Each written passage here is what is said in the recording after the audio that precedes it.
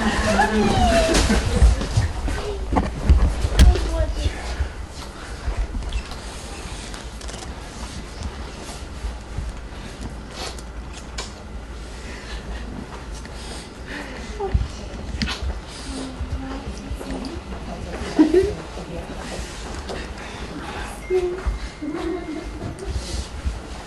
זה גוסגוסת? מי הבאת לנו? מצאנו אותה! מצאנו אותה! אם יש צרה?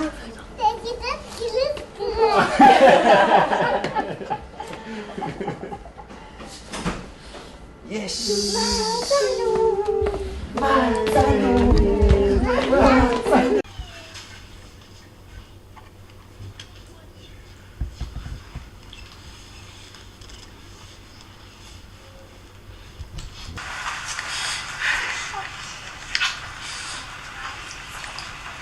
It was very emotional.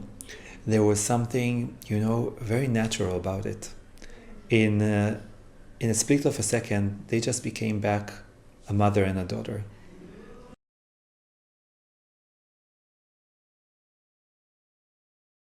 Unfortunately, at this moment, we cannot elaborate a lot about how she was held and exactly in which conditions. But I think that if you look carefully, you can imagine what does it mean to be held without any independence, completely dependent on the will of a few terrorists that examine every single movement along your day, along your night, that your life is in their hands.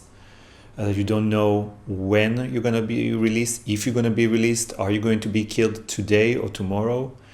You have close to zero information about the world outside, and no freedom to control any of your actions or your daily routine, nothing at all. We know that some of them have been starved, some have been chained, some of them are being.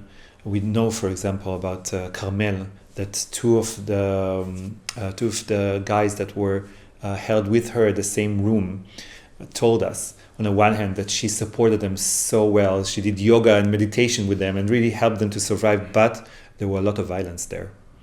They were maltreated, and we are very worried about her. We also know that some of them are kept completely in the dark. Some of them have no access to any kind of information, any kind of media.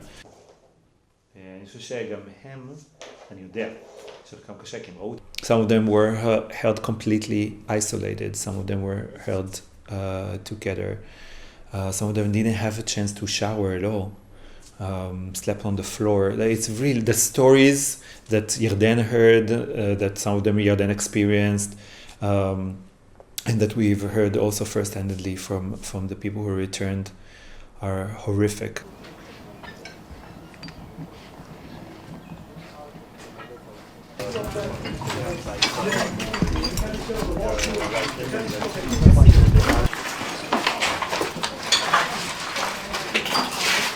They were taken in the morning from the safe room, put inside a vehicle, a stolen vehicle with 3 armed terrorists and a driver that took them towards Gaza.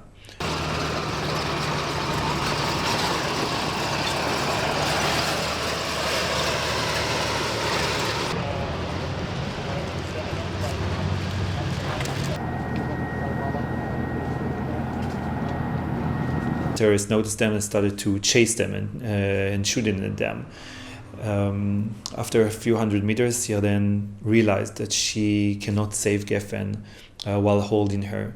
So she made another brave decision, a very hard decision as a mother, and gave her daughter to her husband so he can run faster and find a hiding spot for both of them, which he did, while Yarden was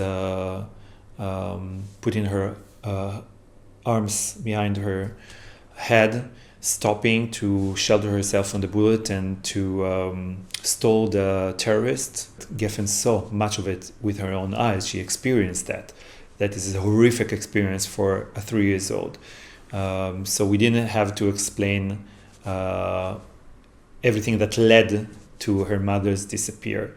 Afterwards, we just told her that Yarden is missing, and we are looking for her mother.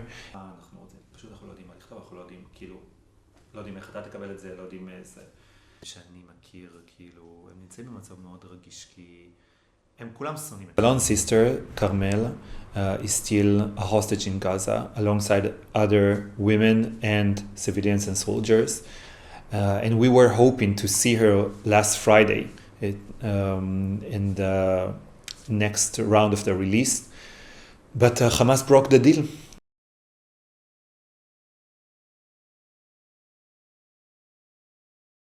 My sister, that was her first night at home. She woke up at 7 a.m. to check, is the pause continues? Are we going to see more women? We were sure Carmel is going to be released. And when she saw that it's over, she burst into tears. I was bursting into tears.